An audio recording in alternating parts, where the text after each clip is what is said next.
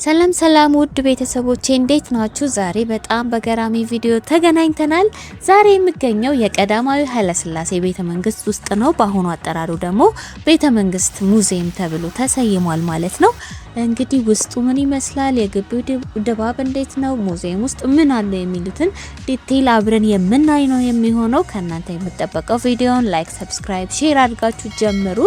እንግዲህ ኢትዮጵያ ታላቅ ነበር ታላቅም ምን እንሆናለን የሚለውን መርህ ለምን እንደሆነ የተረዳውበት ቪዲዮ ነው። እስኪ አብረን እንቆይና እንየው።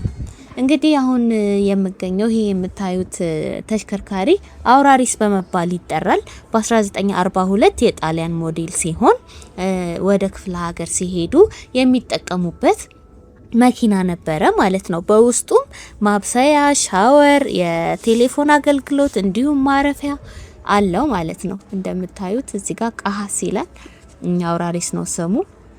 በጣም ትልቅ መኪና ነው። ሲታይ ደግሞ የሆነ በቃ ቅርስም ነው። አሁን ላይ በጣም ነው የሚያምረው። ውስጥ እንግዲህ እዚህ ቤተ መንግስት ውስጥ ብዙ አይነት መኪናዎች አሉ። የምናያቸው ነው የሚሆነው። አጼ ኃይለ ሥላሴ በዛን ጊዜ 230 የሚሆኑ ተሽከርካሪዎችን ይጠቀሙ ነበረ። ግን እዚህ ለእይታ የቀረበው 15 የሚሆኑት ያክል ብቻ ናቸው። በጣም ያማምር ዘመናዊ ቅንጡ የሆኑ መኪናዎች ናቸው። ይሄ አሁን የምትመለከቱት መኪና ቀዳማዊ ኃይለ ሥላሴ ለልጃቸው ልዑል መኮንን የገዙላቸው መኪና ነው ማለት ነው። እና ደግሞ ይሄኛው ሰረገላ ነው። ከ4 እስከ 6 የሚሆኑ ፈረሶች ናቸው የሚጎትቱት ማለት እንዲንቀሳቀስ የሚያደርጉት ማለት ነው። እንግዶችን ይቀበሉበት ነበረ እና ደግሞ እሳቸውም ይዝናኑበት ነበረ ማለት ነው። በጣም የሚያምሩ ብዙ አይነት መኪኖች አሉ። ቅንጡ የሆኑ መኪናዎች በጣም ነው የሚያምሩት። ይሄኛው የምታዩት አሁን ደግሞ አምቡላንስ ነው።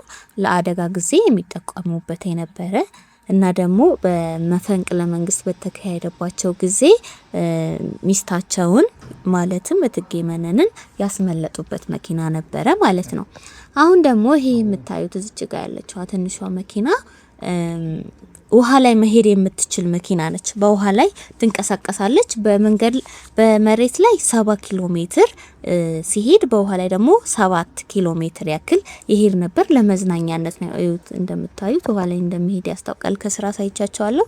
ለመዝናናት የሚጠቀሙበት መኪና ነበረ ማለት ነው።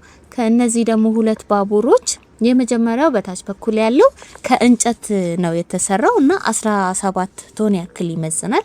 ሁለተኛው ደግሞ በላይኛው ሳይድ ያለው ከብረት የተሰራ ሲሆን 20 ቶን ያክል ክብደቱ ይመዝናል ማለት ነው። እና እስከ ጅቡቲ ድረስ እየሄዱ ዲፕሎማቶችን ይቀበሉበት ነበር በወቅቱ ማለት ነው። እና በተጨማሪ ደግሞ በውስጡ የተለያዩ ነገሮችን ይይዛል። ቢሮ አለው፣ ማረፊያ ክፍል አለው፣ ምግብ ማብሰያ አለው። ምንድነው ይሄ መኝታ ክፍሎች አሉት። በጣም ሰፊ ነው። ብዙ አይነት ነገር አለው። እስቲ ማብሰያ ምግቦች ይሄ ስቶቭ ምናምን ራሱ ውስጡ አለው። ሄዳችሁ ጎብኙ። ምላችሁ ነገር በቃ የምር ነው የምትደሰቱበት። በጣም ነው ይሄ እያንዳንዱን ነገር ስትረዱ እና ደግሞ አስጎብኚዎች አሉ ያብራሩላችኋል። መግቢያው ግቢውን ብቻ ከሆነ የምትመለከቱት 300 ብር ከፍላችሁ መግባት ትችላላችሁ። እኔ ሄድኩበትን መንገድ ልንገራችሁ ብዬ ነው። ከዛ ደግሞ አስጎብኚ ተመድቦላችሁ ውስጡን በደንብ ዲቴል ለማየት ደግሞ 1000 ብር ከፍላችሁ መግባት ትችላላችሁ። አትቆጩበትም። በጣም ነው ደስ የሚለው። ብዙ አይነት ታሪክ አለው። የድሮ ኢትዮጵያን በደንብ የምትረዱበት። አሁን ገና የመኪና ሙዚየም ውስጥ ነው ያለነው። ከዚህ ስንወጣ ዋናው ቤተ መንግስት ውስጥ ገብተን ደግሞ እያንዳንዱ ይሄ የታሪክ ሂደቱን የአጼ ኃይለ ሥላሴን ነገሮች ስናይ ምን ያህል በወቅቱ ኢትዮጵያ ሀያል ገናናና ዘመናዊ የሆነች ሀገር እንደነበረን እንረዳለን። እና ሄዳችሁ እዩት። በጣም የሚያምር ደስ የሚያሰኝ ስፍራ ነው። እንግዲህ ከመኪናው ሙዚየም ወጥተናል ማለት ነው። ይሄ አሁን ቤተ መንግስቱ ግቢው ነው። ይሄ እንደምታዩት ይሄ ቤተ መንግስት 9 የሚሆኑ በሮች አሉት። በ9ኙ መግባት ይቻላል። እና ደግሞ 7ኛና 8ኛው በር አጼ ኃይለ ሥላሴ ወደ ጊዮን ሆቴል ሄደው ምግብ የሚበሉበት፣ በ7ኛው በር ደግሞ ወደ እስጢፋኖስ ቤተ መቅደስ ማለት ቤተ ክርስቲያን ሄደው የሚጸልዩበት በር ነበረ ማለት ነው። እንግዲህ ይሄ የምታዩት ዋናው ቤተ መንግስቱ ነው። ከላይ ማለት ነው 2 ፎቅ አይነት አይደለም የሚመስለው። ከላይ የልዑላን እልፍኝ በመባል ይጠራል። ይሄም ማለት ልጆቻቸው ለእረፍት እየመጡ የልጅ ልጆቻቸው ለእረፍት ይመጡና የሚያርፉበት የሚዝናኑበት፣ ከላይ ህፃናቶች ሲጫወቱ ምናምን ስዕል አሉ። ምናልባት ካሜራው አልታያችሁም ይሆናል እንጂ እና የልዑላን እልፍኝ በመባል ይጠራል። ግቢው በጣም አረንጓዴ ነው እና ደግሞ የገረመኝ አጼ ኃይለ ሥላሴ ራሳቸው የተከሉት ዛፎች እዚህ ውስጥ አሉ እስካሁን ድረስ ማለት ነው። በጣም ደስ የሚል ነው። ግቢው ሰፊ ነው በጣም በቃ ስትሄዱ ራሱ ያለው አየር በጣም ነው ደስ የሚለው። እንግዲህ አሁን ወደ ውስጥ ገብተናል፣ ወደ ቤተ መንግስቱ ውስጥ ማለት ነው። እንግዲህ እንደምታዩት እነዚህ የክብር ዙፋኖች ናቸው፣ መቀመጫዎች ማለት ነው። አዳራሽ ነው ይሄ። እዚህ ጋር ፑል ቤት አለ። ፑል ቤት ይሄ ጆተኒ ምናምን ነገር ማለት ነው።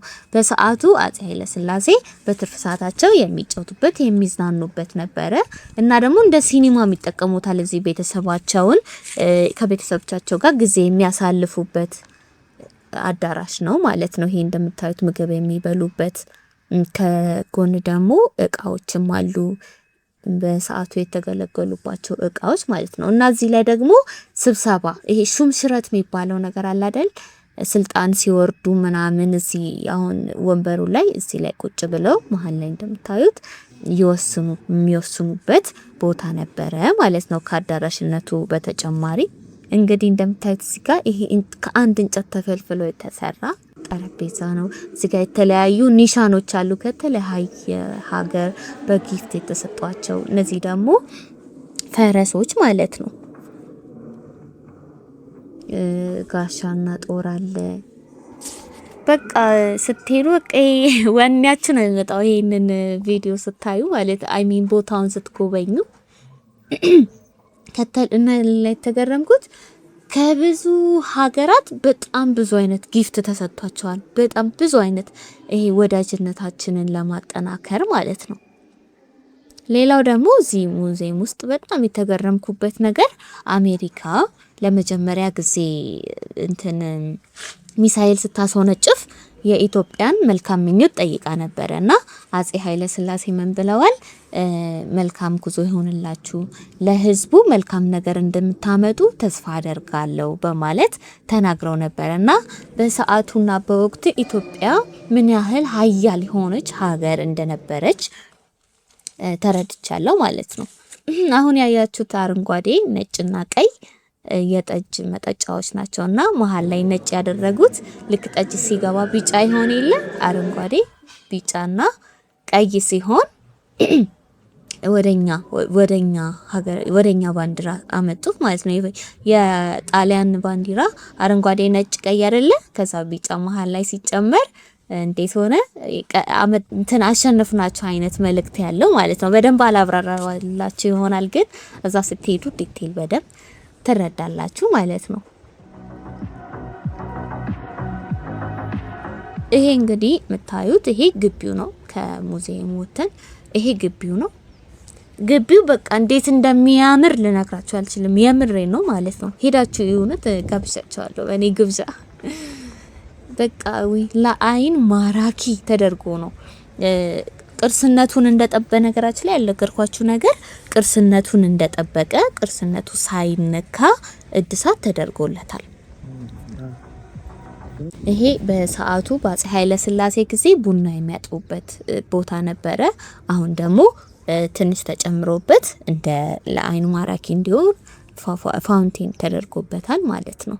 ይህ ከፊት የምታዩት ደግሞ ጃፓንና ኢትዮጵያ የባህል ልውውጥ የሚያደርጉበት ቦታ ነበረ። መሀል ላይ እንደምታዩት እዚህ ጋር ትንሽ ድልድይ ያለች አይደለ?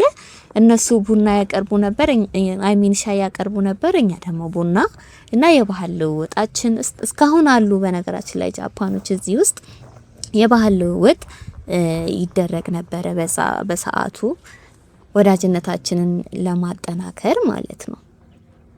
እና ግሪንነቱን አረንጓዴነቱን ብቻ አዩልኝ።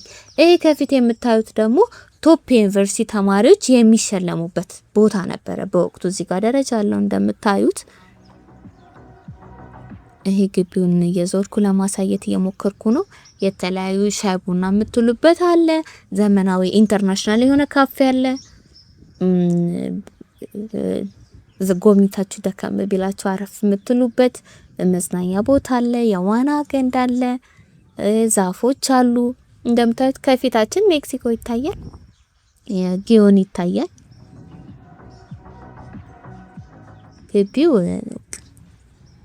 እና ማለት ነው። እዚህ ቤተ መንግስት ሄጄ ነው የተረዳሁት ነገር በቃ የተለያዩ ሀገሮች የሰጧቸውን ክብር እንትን መልእክቶች ያለው የክብር አልባሳቶችን የሳቸውና የእቴጌ መነን የክብር አልባሳቶችን ሳይ በቃ የሆነ ኩራት የምሬ ነው የምነግራችሁ ማለት ነው። ኩራት እየተሰማኝ ነው የወጣሁትና ታላቅ ነበር ታላቅ ምን ሆናለን እያልኩኝ ነው የወጣሁት ማለት ነው። እና እንደዚህ ምላችሁ እናንተም ያው የኔን እንትን ሰምታችሁ ነቃ ብላችሁ ስቲል ያው ሷማ እንደዚህ ብላ ምናምን እንድትሉ ነው። እንደምታዩት ይሄ እነዚህ መሀል ያሉት ላይቶች ናቸው። እነዚህ ነጭ ነጭ ነገሮቹ። ግቢው ሰላማዊ ነው፣ ዝም ያለ ነው። በነገራችን ላይ ቤተ መንግስት ውስጥ አክቲቭ የሆኑ እስካሁን ድረስ የሚያገለግሉ እንትኑ ይሄ ክፍሎች አሉ እና የአፄ ኃይለ ሥላሴ ቤተ መንግስት ማለት ነው በውስጡ 170 የሚሆኑ ክፍሎች አሉት በውስጡ እና ደግሞ 2 ትልልቅ አዳራሾች የያዘ ነው። በጣም ግዙፍ ትልቅ ነው። 70 አመቱን አስቆጥሯል። በ1948 ነው የተሰራው። አሁን 2018 አይደለም።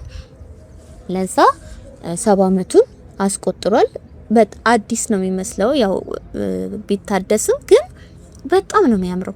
ቢታደስም የባህሉን ቅርሱን ሳይለቅ ነው የታደሰውና በጣም ነው ደስ የሚለው።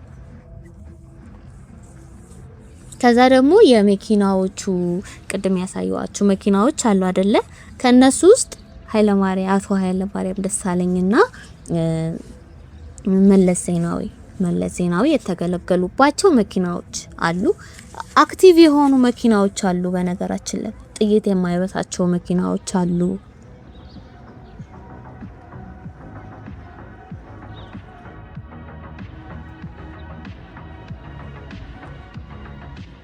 እና ምንድነው ለመጨረሻ ጊዜ አፄ ኃይለ ሥላሴ እዚህ ቦታ ላይ ቆመው ነበረ ስልጣናቸውን ያጡት ማለት ነው። ያኔ መፈንቅለ መንግስት ሲደረግባቸው ጊዜ ለመጨረሻ ጊዜ ከፊት የምታዩት አለ አይደል? እዚህ ጋር በዚህች ጋር ነበረ ቆመው እንትን ያሉት ማለት ነው።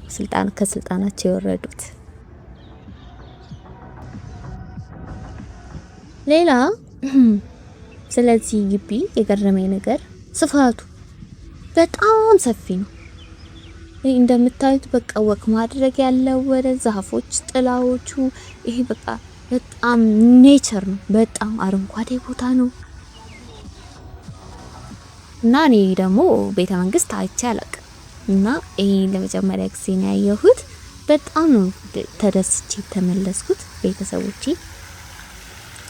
ግቡና ሄዱና አንድ ቀን ከጓደኞቻችሁ ጋር ተታብላችሁ በዛውም ታሪካችሁን አውቃችሁ ትመለሳላችሁ። እኔ ብዙ ነገር ነው የተረዳሁት እዚህ ሄጄ።